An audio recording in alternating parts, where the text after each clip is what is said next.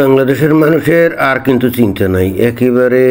এখন আনন্দে কিন্তু ডুগডুগি বাজাতে পারে, উল্লাস নৃত্য করতে পারে, এতে কিন্তু আমার অন্তত কোনো সন্দেহ নাই।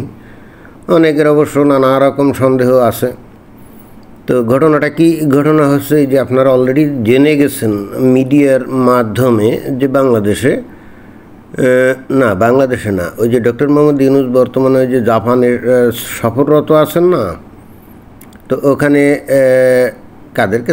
কাদের সাথে মিটিং টিটিং করছে কে জানে, বাট খবর যেটা পাওয়া গেল, যেটা নিয়ে কিন্তু বাংলাদেশে বেশ তোলপাড় হচ্ছে, এবং অবশ্যই একটা ভালো খবর। সেটা কি? যে বাংলাদেশ থেকে নাকি 1 লক্ষ লোক নেবে এই যে জাপান। বাংলাদেশ থেকে 1 লক্ষ কর্মী নেবে জাপান আগামী 5 বছরে, এইটাই। তো 1 লক্ষ লোক যদি মনে করেন যে জাপানের মতো একটা দেশে যায়, এবং সেখানকার যে বেতন কাঠামো, তাই না, তো সেখানকার যে বেতন কাঠামো 1 লক্ষ লোক যে পরিমাণ টাকা আয় করবে এবং তারা যেভাবে বাংলাদেশের রেমিটেন্স পাঠাবে, এবার চিন্তা করে দেখছেন যে তাহলে পরিস্থিতি কোথায় গিয়ে দাঁড়াবে। বাংলাদেশের উন্নতি কেউ কিন্তু ঠেকাতে পারবে না। এখন বাংলাদেশে এই যে আগে শেখ হাসিনা ছিলেন, তারপরে এর আগে খালেদা জিয়া ছিলেন, এবং আরও কতজন ছিলেন, তারা কি কেউ এই ধরনের কোনো সুবিধা বাংলাদেশের জন্য আনতে পারছে না? পারেনি। আসিফ নজরুল ইসলামই মনে হয় এই খবরটা দিয়েছে যে আগামী 5 বছরে 1 লক্ষ লোক বাংলাদেশ থেকে নিবে। তো এই খবরটা সাড়ম্বরে প্রচার করে বস্তুত ডক্টর মোহাম্মদ ইউনূস যে কত করিতকর্মা লোক, এবং বাংলাদেশের জন্য যে কি বিশাল আশীর্বাদ হয়ে আমাদের বাংলাদেশের গগনে একেবারে উজ্জ্বল ধ্রুবতারার মতো আবির্ভূত হয়েছে, সেটাই এখানে প্রচারণা করা হচ্ছে, তাই না? বলা বাহুল্য, আমরাও কিন্তু এই ধরনের খবর বিশ্বাস করতে চাই যে সত্যি সত্যি বাংলাদেশ থেকে যেন আগামী 5 বছরে 1 লক্ষ লোক এই জাপানে যায়।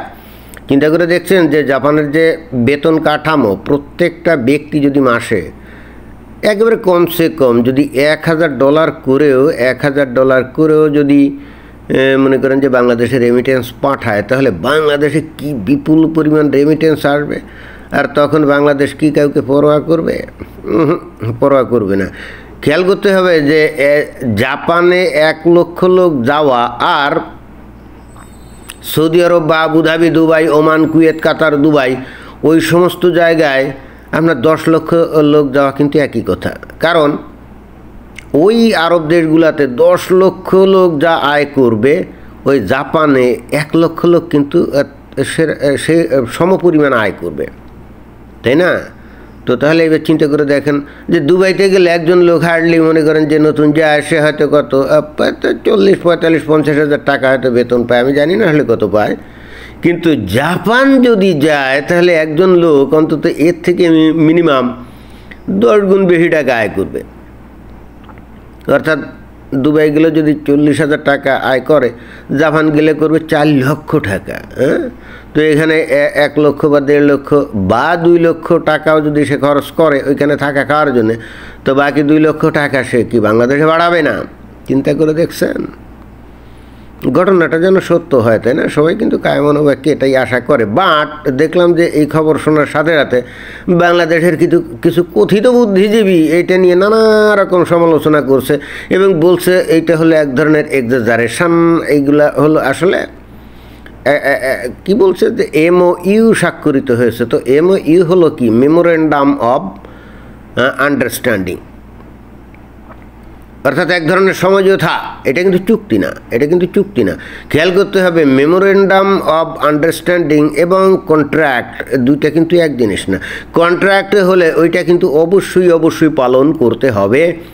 আর মেমোরেন্ডাম অব আন্ডারস্ট্যান্ডিং যেটাকে নাকি মানে বোঝাপড়া আর কি, এটা পালন করতে হবে। বিষয়টা এমন না মনে করেন যে আজ বাদে কাল জাপান মনে করলো না বাংলাদেশের লোকজন আসলে যোগ্য না, দক্ষ না, এবং তাদের দিয়ে আসলে কাজ হবেও না, তাদের ভাষার যোগ্যতা নেই, তারপরে কর্মদক্ষতা নেই, অলস, এরকম যদি মনে করে, অথবা যদি মনে করে যে বাংলাদেশের কর্মীরা ভীষণ রকমভাবে মৌলবাদী চরিত্রের লোক, ধর্ম ছাড়া কিছুই বোঝে না, ওরা জাপানে এসে কাজকাম বাদ দিয়ে ওই খালি নামাজ নিয়ে ব্যস্ত থাকবে, রোজা নিয়ে ব্যস্ত থাকবে, আরাম হালাল খোঁজা নিয়ে ব্যস্ত থাকবে, তো এই সমস্ত লোকজনদেরকে এই জাপানে আমরা আনলে খাল কেটে কুমির আনা হবে, তো দরকার নেই বাবা, মাপ চাই, আনলাম না মানে ওরা মুখে বলারও দরকার নেই, জাস্ট কোনো রিক্রুটিং এজেন্সিকে অনুমতিই দিল না। এমন না যে ডিক্লারেশন দিল যে আমরা বাংলাদেশ থেকে কোনো কর্মী নিব না, না, জাস্ট রিক্রুটিং এজেন্সিকে কোনো করলো না, মানে জাপানের কোনো কোম্পানি তাদের দেশের রিক্রুটিং এজেন্সিকে কোনো চাহিদাপত্র দিল না, তাহলেই কি আর যাবে না, বিষয়টা কিন্তু এরকম। So difference between MOU and a contract is very very big difference, right? সেটা কিন্তু বুঝতে হবে, মানে যে ডিফারেন্স এটা অনেকটা আকাশ পাতাল। তো এই ধরনের বক্তব্য বিবৃতি দিয়ে অনেকে নেতিবাচক আলোচনা সমালোচনা করছে, তো করতেই পারে, যার যার স্বাধীন মতামত তারা তো দিবে। বাট এখন আমার কাছে কথা হচ্ছে আমি কি মতামত দিতে পারি, তাই না? এ বিষয়ে তো আমারও 2-4 খান কথা থাকতে পারে। আমার বক্তব্য হচ্ছে যে হ্যাঁ, ডক্টর মোহাম্মদ ইউনূস গেছে এবং শুনলাম যে এটা নাকি সরকারি সফরও ছিল না, এবং যে কারণে নাকি বিমানবন্দরে কোনো সরকারি লোক তাকে করার জন্য, তাকে স্বাগত জানানোর জন্য হাজিরও ছিল না। আমি জানি না ঘটনা সত্য কি না, যদি সত্য হয় সেটা তো বাংলাদেশের জন্য মান ইজ্জতের ব্যাপার, তাই না? এবং ডক্টর মোহাম্মদ ইউনূসের ক্ষেত্রে একটা জিনিস আমি খেয়াল করছি, বা সবাই খেয়াল করছে, এটা নিয়ে আলাপ আলোচনাও হচ্ছে, উনি প্রায় সুযোগ পেলেই বিদেশ সফরে যান। এতে করে বাংলাদেশের কী উপকার হচ্ছে কে জানে, ডক্টর মোহাম্মদ ইউনূস জানে আর তার ক্যাবিনেট জানে, আমরা অবশ্যই এখনও তেমন কিছু ভালো করে জানি না। কিন্তু যখন উনি বিদেশটি দেশে যান, নানা রকম মুখরোচক খবর, আকর্ষণীয় খবর বের হয়, যেমন এইবারের জাপান সফর এই খবরটা বের হলো যে 1 লাখ লোক নিবে, তাই না? আমি একেবারে মানে খুব দৃঢ়তার সাথে বলতে পারি যে এটা কমপ্লিটলি অতিরঞ্জিত একটা খবর ছাড়া আর কিছুই না। কারণ বাংলাদেশের থেকে জাপান কী কারণে লোক নিতে যাবে? জাপান সাধারণত লোক নেয় কোথা থেকে? ফিলিপিন থেকে, ভিয়েতনাম থেকে, তারপরে ওই ইন্দোনেশিয়া থেকে, নেপাল থেকে, এমনকি ভারত থেকেও নেয়। কারণ ওরা বাংলাদেশের মানুষদেরকে তো চেনে যে এরা প্রচণ্ড ধর্মান্ধ, এবং একই সঙ্গে এখানে কৃষ্টি কালচারের একটা ব্যাপার আছে। যেমন ফিলিপাইন থেকে লোকজন যদি জাপানে যায়, তারপরে মনে করেন ভিয়েতনাম থেকে যদি কাজে যায়, তাহলে সেখানে কিন্তু তাদের কালচারালি কোনো সমস্যা হয় না, তারা কিন্তু খুব ইজিলি সেখানে অ্যাডাপ্টেশন করে কাজ করতে পারে। বাট বাংলাদেশের লোক গিয়ে ওখানে একেবারেই অ্যাডজাস্ট করতে পারে না, টাকার লোভে হয়তো যায় ঠিকই, কিন্তু গিয়েই খোঁজে মসজিদ, গিয়েই খোঁজে হারাম হালাল খাবার, তারপরে কাজের মধ্যে আছে হয়তো মানে নামাজের টাইম হলো, দৌড় মারবে নামাজ পড়ার জন্য, তাই না? কাজ ফেলে, কারণ এদের কাছে কাজের চাইতে তো নামাজের গুরুত্ব বেশি। ওই যে হুজুরা বলে না, কাজকে বলো নামাজ আছে, নামাজকে বলো না কাজ আছে, এরা তো এই ফর্মুলায় বিশ্বাস করে, তাই না? আর জাপানিরা হলে প্রচণ্ড রকম ওয়ার্ক অ্যালকোহলিক, ওরা কাজ ছাড়া আর কিছুই বোঝে না। কাজ বাদ দিয়ে আপনি ধর্মকর্ম করবেন, ওরা একেবারে এটা টলারেট করে না। অতীতে হয়তো কিছু লোকজন বাংলাদেশ থেকে নিয়ে গেছিল, ওরা কিন্তু এগুলো ঠিকই জানে, সো তারা যেখানে অ্যাভেইলেবেল মনে করেন যে ফিলিপাইন থেকে, নেপাল থেকে, ভিয়েতনাম থেকে কর্মী পাবে, তখন কি তারা বাংলাদেশ থেকে লোক নিবে? না, কোয়াইট ইম্পসিবল। তবে হ্যাঁ, MOU যখন একটা স্বাক্ষর হয়েই গেছে, হয়তো 2-4-5 হাজার লোক সাকল্যে নিতে পারে, একেবারে নিবে না তাও না, 1 লক্ষ লোক প্রশ্নই ওঠে না। এমনকি খোদ আরব দেশ থেকেই বাংলাদেশের লোকজনদেরকে মানে অনেক ক্ষেত্রে তাড়িয়ে দিচ্ছে, তাই না? সৌদি আরব তো বহুদিন বন্ধ ছিল, দুবাইও তো বহুদিন বন্ধ ছিল, বন্ধ করে আবার ছেড়ে দেয়। চিন্তা করে দেখেন, মুমিন মুসলমানের দেশে পর্যন্ত বাংলাদেশের লোকজনদেরকে অনেক ক্ষেত্রে কি অচ্যুত ঘোষণা করা হয়েছে।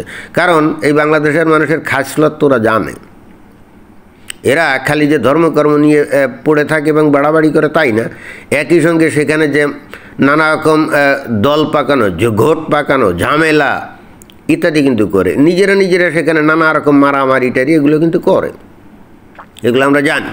তো এইগুলো তো এখন মোটামুটিভাবে সারা দুনিয়ায় ছড়িয়ে পড়ছে, তাই না? সুতরাং আমার মনে হয় না জাপান এত বোকা যে তারা খাল কেটে কুমির আমদানি করবে, আমার অন্তত মনে হয় না। তারা নেপাল থেকে, ওই যে বললাম না, নেপাল, ফিলিপাইন, ভিয়েতনাম ইত্যাদি দেশ থেকে তারা লোকজন নিবে, কোনো সমস্যা নেই। ওরা হালাল হারাম খুঁজবে না, ওরা গিয়ে ওখানে মন্দির খুঁজবে না, ওরা ওই যে ওদের টাইমলি ওই যে একেবারে দৌড়ে ওই তাদের প্রার্থনা করার জন্য কাজ ফাঁকি দিয়ে চলে যাবে না, তাই না? আর নিজেরা ওখানে খুব বেশি দলাদলিও করবে না, অর্থাৎ জাপান যেটা চাইবে সেটাই হবে। তো আমার কাছে এরকমই মনে হয়। তো এটাই ছিল বক্তব্য। ধন্যবাদ।